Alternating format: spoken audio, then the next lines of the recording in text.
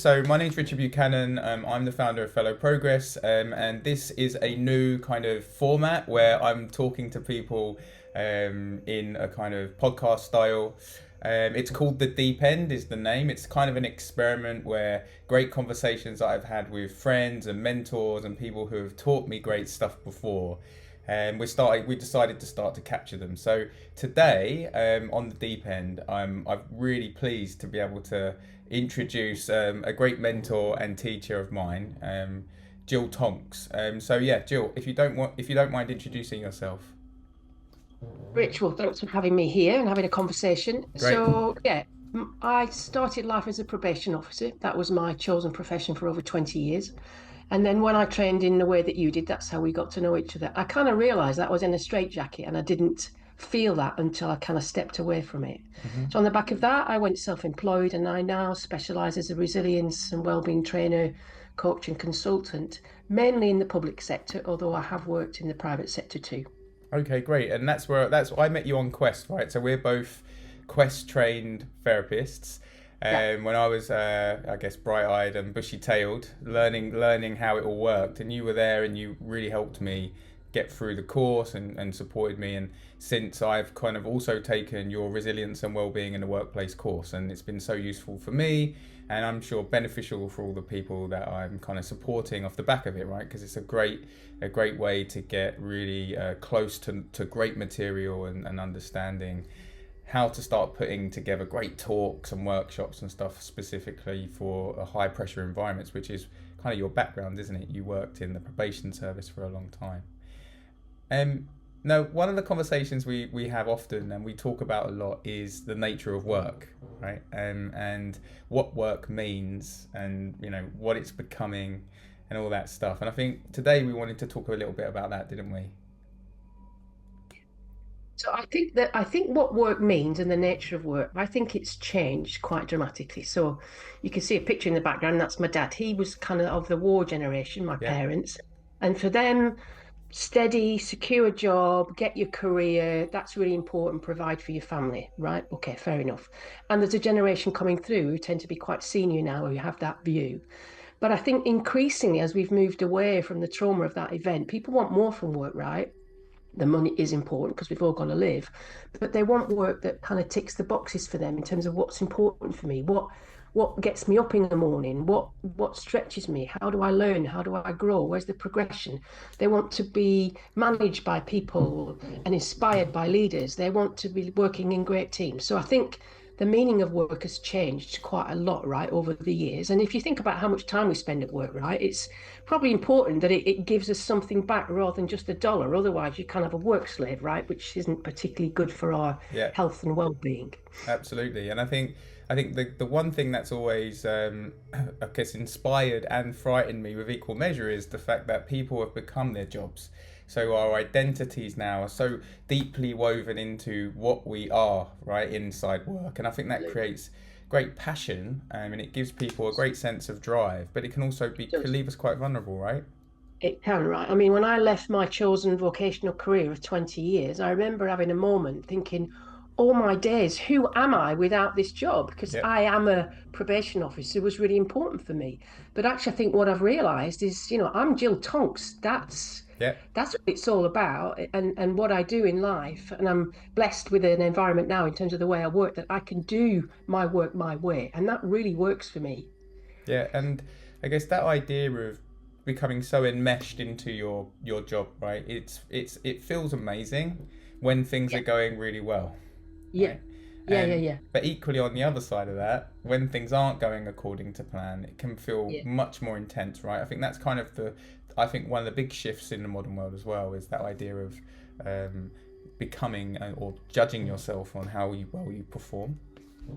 Absolutely, absolutely. And I think that I've got three adult children, and their relationship with work is very different to my relationship with work. They want Mm. to do something, they know that they're going to be spending 40 plus years in work, and they want to make sure that works for them because we know that when it doesn't right, it takes a lot away from us, which affects our lives and what's important to us outside of work. So it's, and I'm, the the balance in terms of what people want, it varies hugely from person to person. Yeah. But I think most people don't even think like that. They just kind of, chop, chop, chop, busy, busy, work, work, bang, bang. I'll just kind of do what I need to do. So I think in many ways, what I do is I wake people up, right, who Mm. don't realize that they're sleepwalking. Yeah, and I think sleepwalking is such a great way to describe it. But, I guess in the past, and this is what's so fascinating, right, is work used to be much more about survival. Like you said, like you have to Yeah, work in order to create value, to support yeah, yeah, family, to support like whatever it is yeah, that is happening in life. yeah.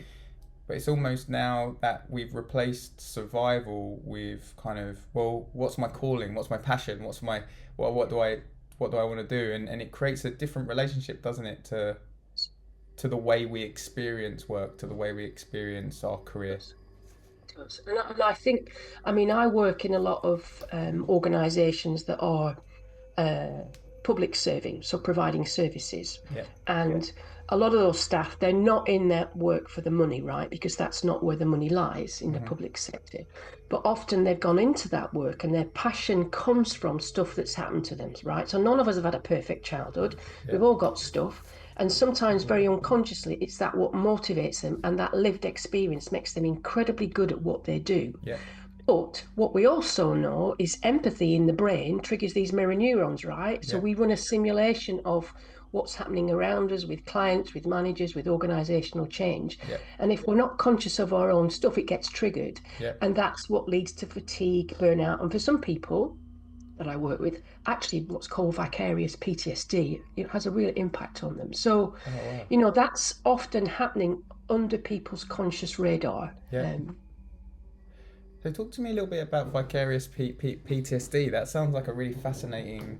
It's really interesting, right? So, because of the way our brains work, Yeah. the way our brains process things is it uses our history as a Google search engine for the present. So, it's constantly sifting through. So, as I'm talking to you, you're doing that. The people listening to this will be doing that too. Oh, does that make sense to me? Is that new? Blah, blah, blah. That's how it works, right? Yeah. But when it comes to the workplace, so some of the people I work with either are working with quite difficult, complex clients in healthcare, in social services, for example, or we know about austerity. There's lots of organizational change, there's lots of tricky leadership going on at the moment.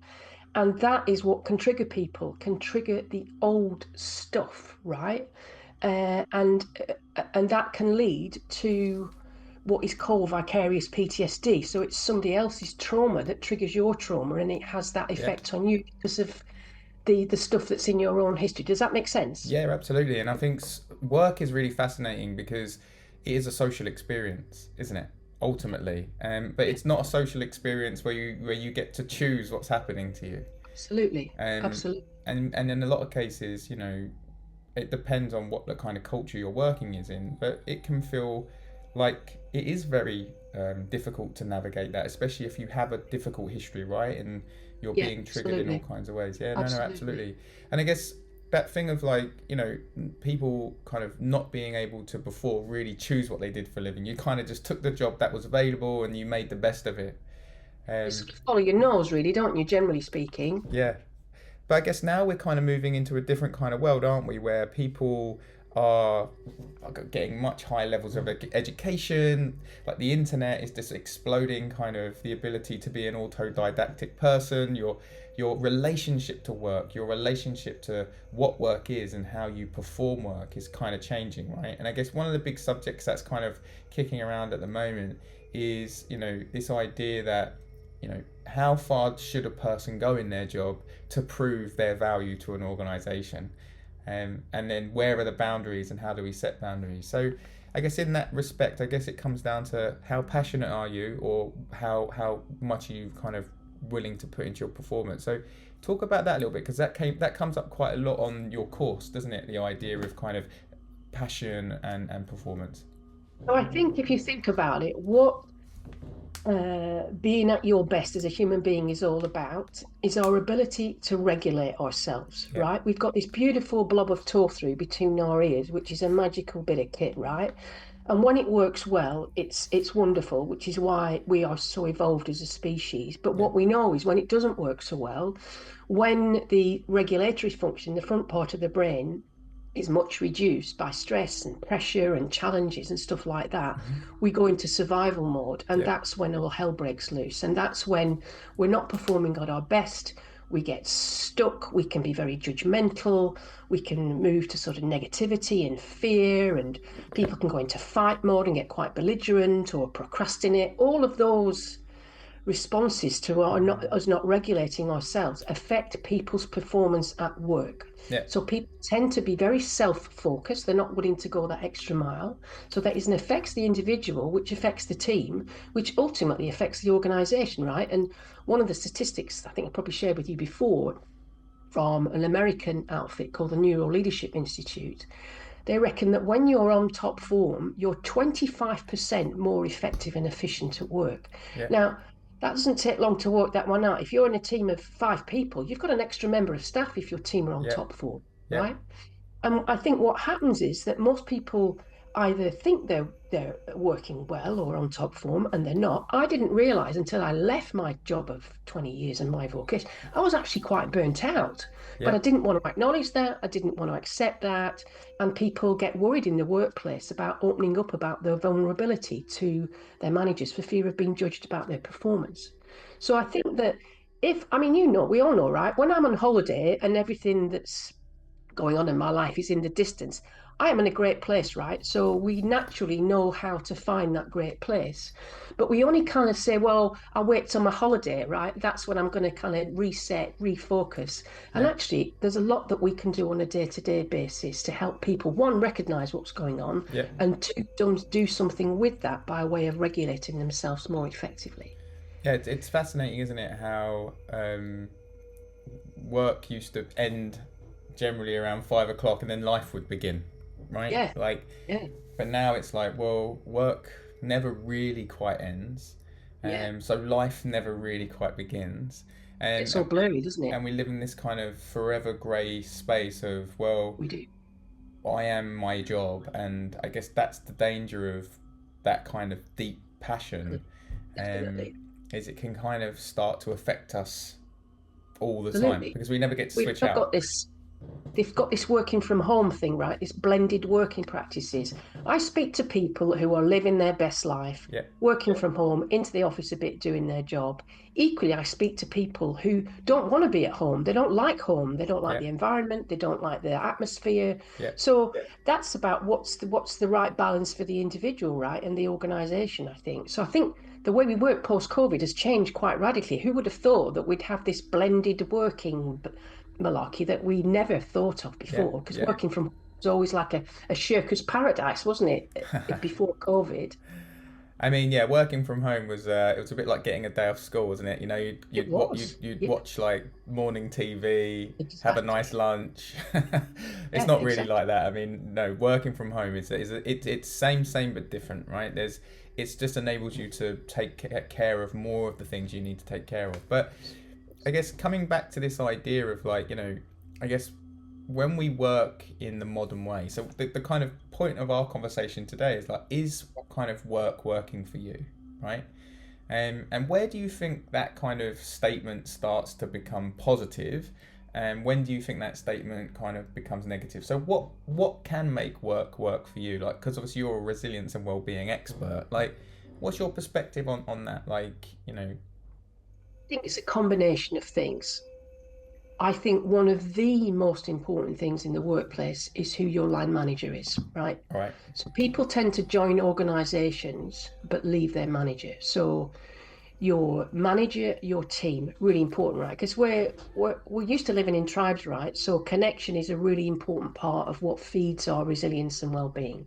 That's the first thing. yeah, So, I've met bin men who love their team and they're happy as Larry, loving their best life. I've met people in what externally could seem like they're in the best profession ever, earning lots of money, doing what they do. And they hate it because their relationship with their team and their manager has really got toxic and quite sour. yeah, So it's not just about the content of your work, it's about the environment that you're working in. And then it's about, depending on what's important to you, I like people, right? You like people. I like working with people. Some people working with people would be the worst thing ever. They want to work with data and figures and numbers and brilliant, and it's knowing what works for you and then finding work that feeds that, right? Yeah, yeah. So I guess there is a myth of a dream job. Then I guess it's not about the job; it's about the context or the people, the environment. So, Yeah. the idea of having a dream job is actually no. You should find a dream group of people, as well as doing your dream job. Important, right? I think who you're managed by, I think, is one of the most important things. And having been managed by great managers who I felt like I was almost working in a family, which was fantastic, and having been managed personally by blooming awful managers who were highly controlling, micromanaging, all that stuff, that just did my head in. So, we all know that feeling, right? Your Yeah, manager and your relationship and how they respect and value your knowledge, your skills, all that is really, really important. and So that I think the dream thing is a bit of a perfectionist thing. It's about, I think, you proactively have to make your work for you with all those different factors in mind. yeah, But it begins with what's important to me first and foremost. yeah, That's absolutely, that's the absolutely. key thing. And I think, you bring up bad managers and toxic cultures, but I think we do use that language quite a lot. But if you've ever worked in a culture that is defined as toxic, it's a completely different experience of work, isn't it? It's soul destroying, and you end up then being a wage slave, which I think is Yeah, really impactful on our mental and emotional health. yeah, So people will know that, right? yeah. I mean, I think what's interesting about work, passion, and performance is I think passion is something that will always be there, right? But it can drive us into passion can sometimes drive us into overdrive. And I'll put up a image of the emotional energy grid, Yeah, but I'd say kind of overdrive passion can push us into a more kind of negative space, right? It can push us into a space of burnout, absolutely, right? absolutely. So I love what I do, Yeah, but I've learned the hard way.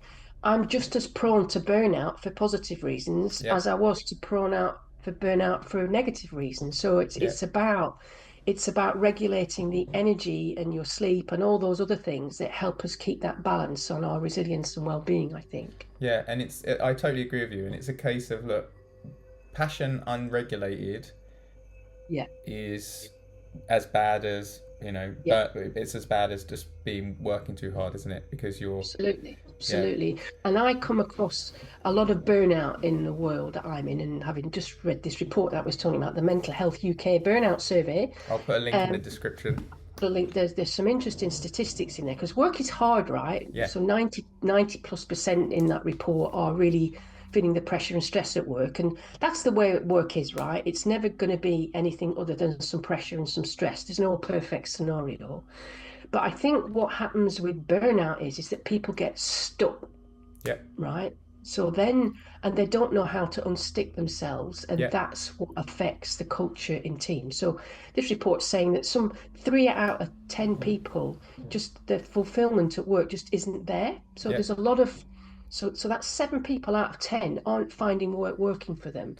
1 in 5 people are lonely at work, right? That's an yeah, interesting statistic. yeah, And I think there's this thing called presenteeism, where yeah, people who are burnt out, frazzled, cynical, yeah, right? yeah, So I think what cynicism is an interesting thing. And somebody once gave me the definition that a cynic is a passionate person who yeah, doesn't want to be disappointed again. So yeah, it's like passion that turns in on itself in a negative way. yeah, And again, you'll know if you've got somebody in your team that's frazzled and cynical, that's quite hard too, even though you might love them to bits as a human being and their values. But it's like, oh, it's hard, right? yeah. Managing that kind of behavior in a team. Yeah, and social contagion, right? So and whilst Absolutely. I'm not saying it's good or bad, I think that the difficulty that I've seen in the world of work is that managers just aren't trained to be able to cope with I somebody who is having a really I really difficult time because I agree. they don't have the tools or they haven't been trained, and all of a sudden they start to see it as I don't know, something that is outside of their ability. So then that makes them feel like they can't do it, and so they step away. Which, Exactly right. yeah, Yeah. yeah, And no, I think that Managing difficult conversations is a conversation I have a lot with leaders that I work with, right? Brilliant.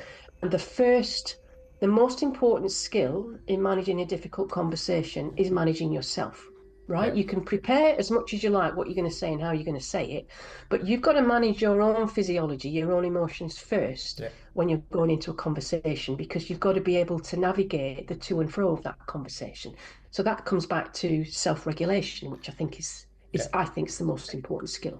And it's hard to be a manager, not saying that managers have a hard time, but you are very visible in an organization. Very visible. You Yeah, have to present a certain type of face to everybody, because absolutely. you have to Absolutely. keep your calm. But coming back to this idea of like work, right? And working for you. And I think we've talked a lot about about like passion. We've talked a bit about the history of work moving from survival to passion.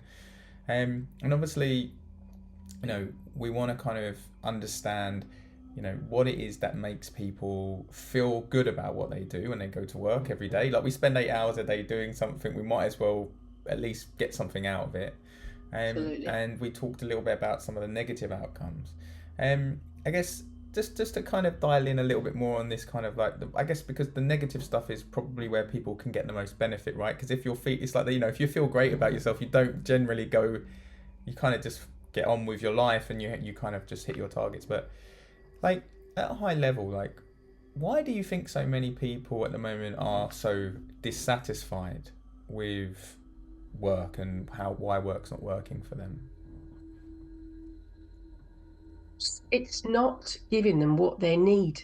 Now, Mm, that might be financial, that might be what motivates them. Some of the things that we've talked about. I'm a people person. yeah. I need high quality relationships.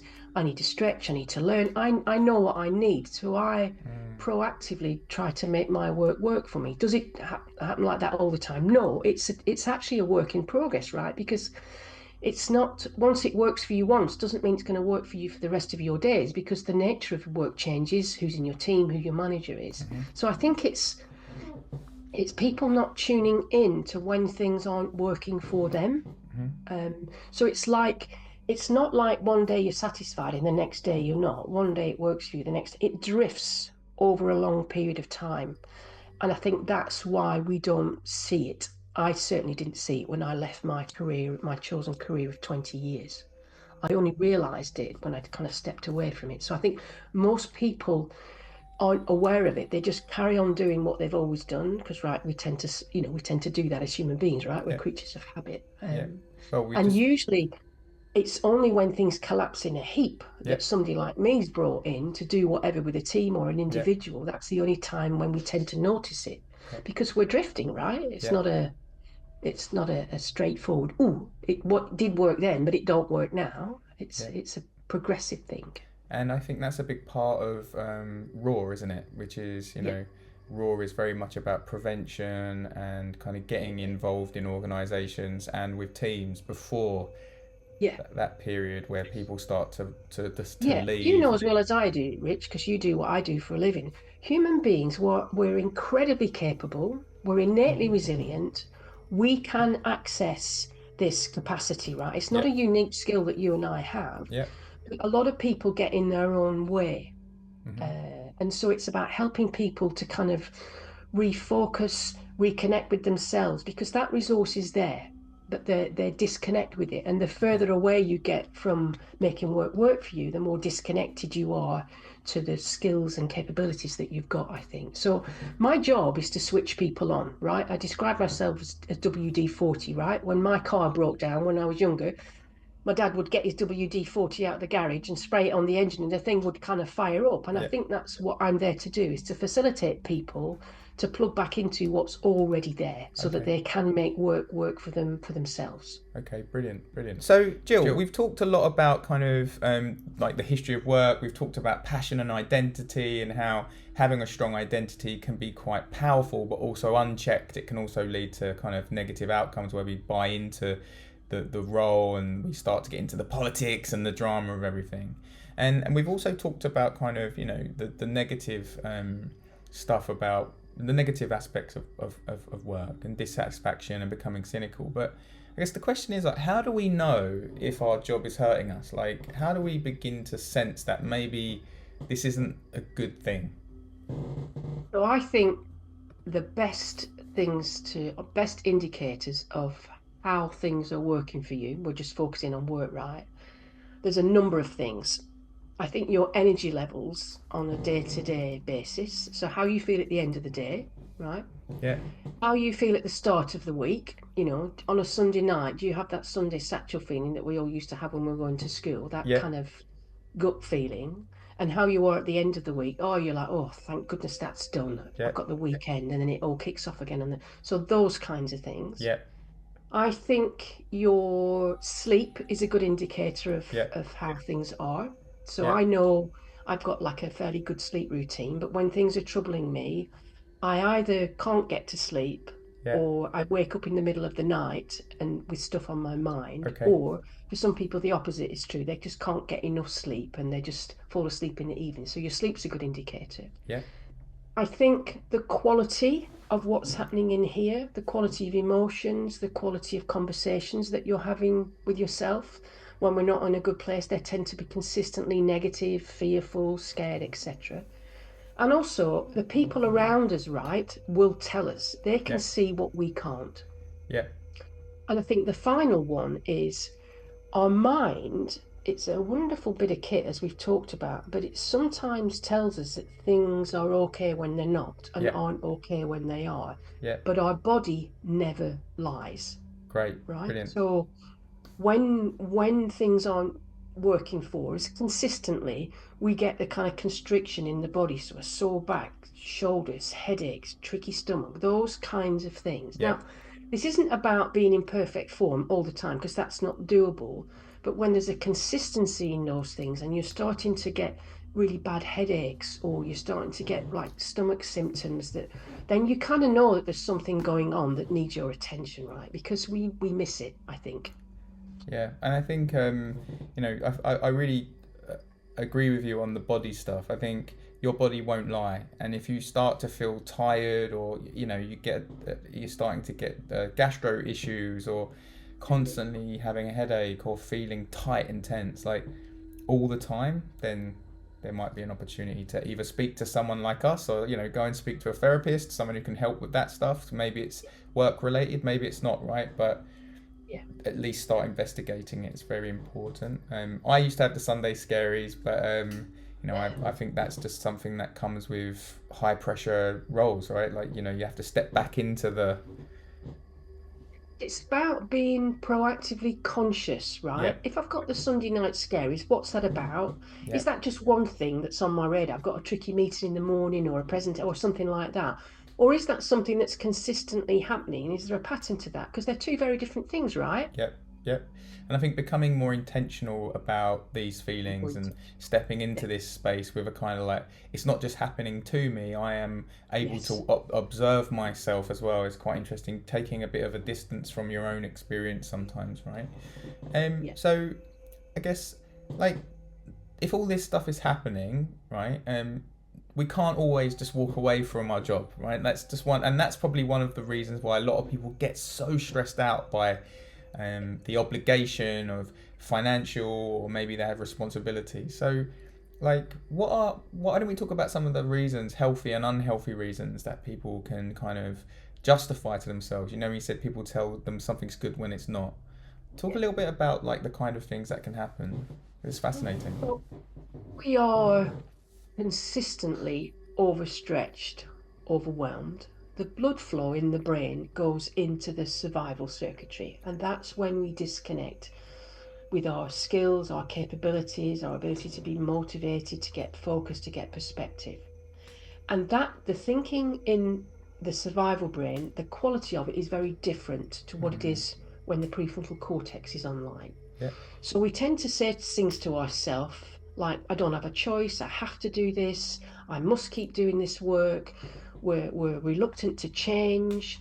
We're sort of swimming in negativity because the survival brain has a negativity bias, right? yeah, So we tend to dig a hole for ourselves that gets in the way of us recognizing that choice might not be easy, right? But it's possible. Yeah, So I think it's partly helping people to just calm their systems down a bit, yeah, because like the nervous system, the brain is in this survival place, yeah. protecting ourselves.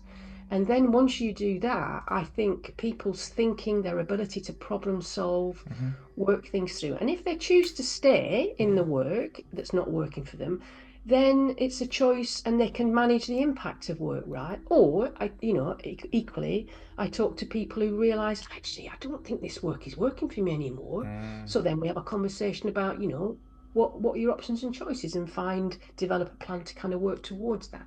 But it's all about becoming a lot more conscious mm, of what's actually happening, and more importantly, so doing whatever we need to do to re-resource ourselves yeah. to look at what options and choices we've got. When you were talking, I kind of had a visual of a person in a pinball machine, just getting kind of like Yeah, flippered around and bouncing off stuff and not what really happens? having that much control. But actually, the ball does have control, doesn't it? Because it can leave. Oh, that's one choice. Absolutely. Absolutely. But there are many choices to take. But I guess when you're in a state of chronic stress or chronic anxiety, or even just feeling like your job just doesn't represent you, and the nature of modern work is so different, right? um, it does change the way that we think chemically, not just It does. psychologically. you know Yeah. Yeah. you can, I read somewhere, and that chronic stress actually reduces the size of the prefrontal cortex, and it increases the size of the alarm system, the part of the brain that's like puts us Yeah. into an emotional space. So we actually become more emotional Do. by as a baseline. Yeah. Yeah, And the quote that I know from Joseph Ledoux, the neuroscientist. He talks about strong emotions make us stupid, right? yeah, Now we aren't, doesn't mean that we are stupid. yeah, When we lose the blood flow in the front part of the brain, which is yeah, where all the regulation happens, our capacity, our resources are much reduced. Our ability to navigate our way through tricky stuff is much reduced. It's a bit like, when you're on holiday and you're all chilled, and you're with people that you like, and you're all relaxed. You get these like moments of light bulbs of stuff yeah, because everything's calmer, right? And yeah, it's about how do we bring that principle that the system has ability to reset, rebalance itself to our everyday life. I yeah. think that's possible. So in some ways, we could say that the stress or the experience of being in a role that you don't like is actually a thief, right? It's kind of stealing your ideas, it's stealing your emotions, it's stealing your ability, but actually it's ultimately stealing your future, right? Um, Yeah. and It has a knock-on effect for people around you, right? yeah, When you're not in a good space. So it's stealing from the quality of what's important to you in the rest of your life. Because the difference between being in control at work and out of control yeah, is that when you're in control, work just kind of bubbles away in the background in the evenings and the weekends and when you're on holiday. It's not, yeah, it's there, but it's not like the difference it being here where you're ruminating on it. You can't let it go. It's affecting your sleep. yeah, You can't even focus on other people's conversations because it's just really stuck in the yeah, here, yeah, yeah, yeah. it's a big difference, right? Yeah, no, it is. It absolutely is. Well, look, it's been a great conversation today. I guess we've talked about kind of being more intentional, waking up from the kind of the stress and being in a pattern that's negative, and kind of digging ourselves into a hole and finding our way out. Like, if people watch this video and they have one key takeaway from this, like, obviously your course resilience and well-being in the workplace is brilliant, and I recommend, if you're a therapist, you should take it because it's really great. I've taken it and it's been so helpful and useful to me. But if you're just a person who is watching this video and is experiencing work in a negative way, like, what's the one takeaway you would like them to take away from is work working from you from this conversation? I think at some level we all know whether work life is working for us, Yeah, but we get in our own way. So my invitation to anybody watching this is tune into your body, tune into your mind, your sleep, your energy levels, and the people around you are a good source of information too, because they will see what you don't. okay, Tune in. brilliant, brilliant. Well, thanks very much. It's been a great conversation. Thank you. I think we've covered quite a lot of stuff, but I'll put all the links to the stuff you mentioned in the description. But yeah, thank you. And yeah, leave a comment if any of this has been useful or interesting, or you just want to ask a further question. I'm sure Jill will be happy to jump into the comments if there's anybody that wants a further clarification. But yeah, brilliant. Well, thank you, Jill, and have a great day. Pleasure. Bye.